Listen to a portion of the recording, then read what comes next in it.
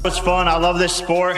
I gave it my all. It's fucking crazy. I had a blast, and thank you to all the fans and everyone. All right, folks, it's over. Anthony Joshua knocks out Jake Paul in the 6th round of their fight on Netflix. Style that would align with a ring that size, a negative style, as we mentioned.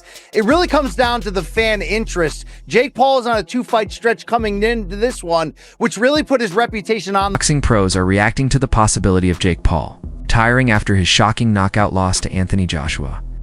Jake has hinted that once he achieves his remaining goals in boxing, he plans to step away from the sport and pursue a career in the NFL, signaling a major shift in his athletic journey. I fell after this. Like legitimately just to play like safety and just deck people. No, I swear to God, I'm about to bring hella ratings to whatever team I'm on.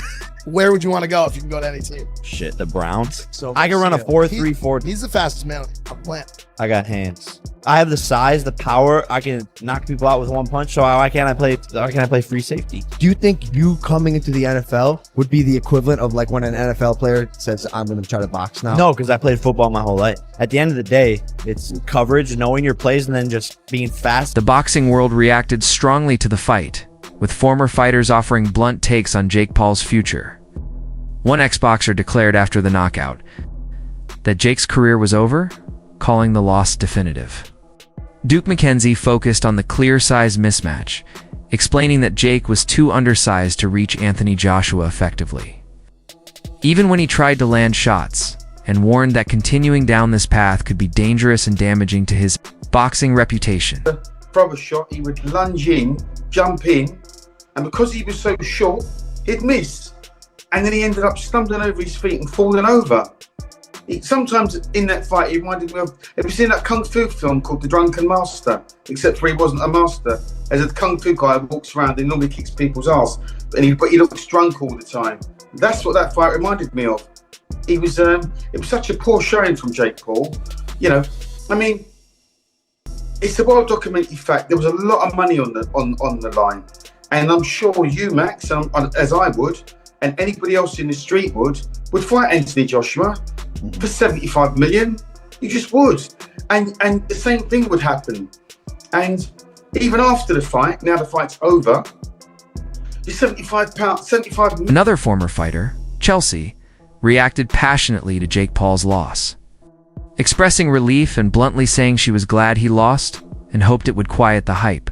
Former UFC champion Michael Bisping also weighed in, calling the fight a masterclass by Anthony Joshua and explaining that Jake had no room to escape Jay's uppercuts and combinations, even while trying to move away.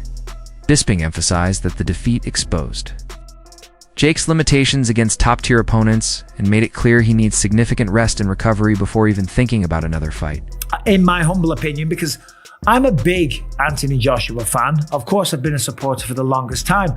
A rather lackluster, unmotivated Anthony Joshua that didn't look like he was being particularly nasty, right?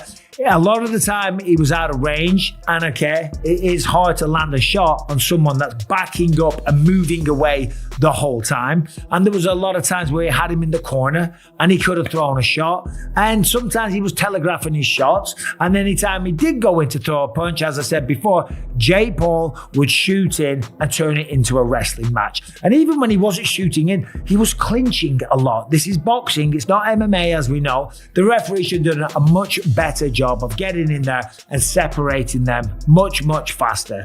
As I say, it was the 6th round. I think it was the 4th round he got dropped twice. In the 5th round, he got through it. In the 6th round, caught him with the jab, a glancing right hook. He goes down, and that was that. That was all she wrote, right?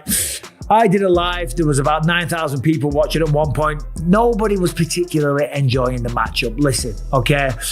I respect both men. I respect anyone really that steps into the ring, okay? And certainly going up against Anthony Joshua, that was a tall task, okay? You know, metaphorically and figuratively, right? It was a tall task. It was a big job. It was a tough opponent. It was a mismatch, and it was, right? Jake Paul never worried Anthony Joshua once. He never rung his bell. He never caused any damage. He never had him worried. He never did anything. It wasn't a fight. It was a display of how long can Jake Paul last? Can he run away long enough? Ex-fighter Cabarro's finest reacted to Jake Paul's injury by reporting that he was taken to the hospital with a suspected broken jaw, suggesting the loss could force an early retirement. Sean Jones also weighed in, emphasizing that the fight was real and unscripted, noting that, despite the injury, Anthony Joshua didn't even appear to use his full power. Jones credited the authenticity of the bout and said the fight exposed the harsh reality of stepping up against a world-class boxer like Joshua, making Jake's defeat and injury even more serious. People who were fully convinced that this fight was 100% rigged. Like, people said that this is a clown show, and they said, this is rigged, this is scripted. Okay, so now Joshua's won. What are you going to say to that? So was it scripted that Joshua was going to win? You see this whole narrative about, oh, the fight's rigged, the fight's scripted. That's illegal to do, and Joshua is not going to tarnish his legacy by doing something like that. Would Jake Paul do something like that? Maybe so, yeah, but not someone like Joshua. Come on. Now, to be fair, 80% of that fight was looking a little bit dodgy. It was looking like Joshua wasn't throwing as much as he usually would. Jake Paul was landing on Joshua. He landed a really strong jab that knocked Joshua's head back. He landed a couple of decent overhand rights. In fact, Jake was kind of the first one who landed the biggest shots of the fight. But this is the thing, anyone who fights, even on like a low-level basis, or who just does some sparring, will understand that when you fight someone who has got nowhere near the skill level as you, sometimes it can be a little bit harder because they're awkward, they're doing stuff that you don't really expect. You know, sometimes when you fight beginners, it's a bloody nightmare. Just like, you know, awkward movements. You're like, what are they throwing? You don't expect certain shots to come that do come. And then you fight someone who's a little bit more traditionally sound with the fundamentals, and it's almost a little bit easier. And I think that's what we've seen here in this fight. AJ has had an easier time with some fighters who've got like 40 professional fights with 20 KOs on the record than he did with Jake Paul. Why is that? Oh, because it's scripted.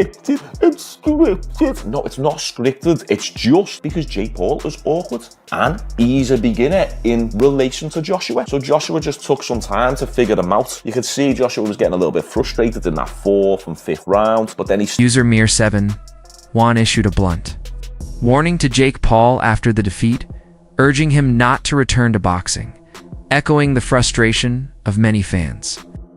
Analyst Liam Goff also sounded the alarm, stating that Jake's boxing options are effectively closed for now due to serious injuries and the need for extensive recovery. With a broken jaw and other physical setbacks, Goff emphasized that Jake must step away and focus entirely on healing, calling this period critical for his long-term health and future in professional sports. Had that face-off with Tank Davis, he was looking at a guy who was, what, 5-6 inches shorter than him and probably 60-70 pounds lighter. Right, so he was probably looking at that thinking, yeah, you're a legit boxer, yeah, you hit very hard, but look how much bigger I am to you. Contrast that to him looking up at Anthony Joshua and realizing, oh my God, look at the size of you in comparison to me. That's a bit different. And I think with Jake Paul, it really dawned on him what's going on. But Jake Paul has to keep face. He has to stay essentially in that persona that, you know, I am the man, I'm going to win this, trying to sell a dream to a casual, a bit like what Eddie Hearn does, trying to sell the casual audience that this is going to be a real fight, quote unquote. It was a real fight. It's not scripted, but you know what I mean, that he's really in this fight. That's what he was trying to do. And he did that well up until fight night. Boy, did he fail miserably on fight night. Again, I give him credit. He doesn't need to box. He can choose an easier profession, as I say. But to go in and to run around the ring like that was something else entirely. I mean, he was doing his best Roadrunner impression in there. He was running around that ring from the minute that bell went. That was all he was trying to do. And listen, AJ's performance, I can critique it from a defensive point of view, that he got hit with some silly shots that he probably shouldn't have been hit with. He was trying to cut the ring off in a ring as big as that. It's not easy. All right. And furthermore, if you're in there with an opponent who purely just wants to survive, he's no interest in winning the fight, he just wants to go the rounds. People, you could be one of the most hyper, you could be a prime Mike Tyson, Bone Crusher Smith, prime example. People never talk about that fight with Mike Tyson because they say, oh yeah. After his injury, Jake Paul updated fans on X, sharing that his surgery went smoothly, thanking his medical team and acknowledging the difficult recovery ahead. Commentator Wade added that Jake's approach reflected his freedom from title defenses and focus on potential money fights. speculating about and I don't think he fights a ton in 2026. I think it'll be a very slow year for him. Look for those two guys as the main two he would fight. I wish it was Tommy Fury, but I doubt it. On the other side, I want to see him get back into boxing specifically, get back into committing to this, because there is a massive, massive fight that awaits him in Tyson Fury. It's far past time that it happened. If they don't do it now, they never will. And yeah, man, I don't really know what else to say on this fight. As far as, what happened in there tonight, I know on Twitter, people are going to want their money back, or they're going to call it a bad fight or a sloppy fight or whatever. And then there's going to be people, celebrating Jake's downfall. That was always going to be the case. Of course, the first time he gets rocked, dropped, and stopped, people are going to celebrate like it's the 4th of July, or it's their birthday, or like it's Christmas. So yeah, expect that, but I won't do that here. I won't, because I respect the hell out of him for going and doing it, and there's not any normal people on earth that would have done it. I don't care if you said future matchups, while noting that Jake was clearly outmatched by Anthony Joshua in skill, size, power, and endurance. Despite that gap, Wade respected Jake for stepping up, praised the spectacle and online buzz, and called the event a compelling moment for boxing fans.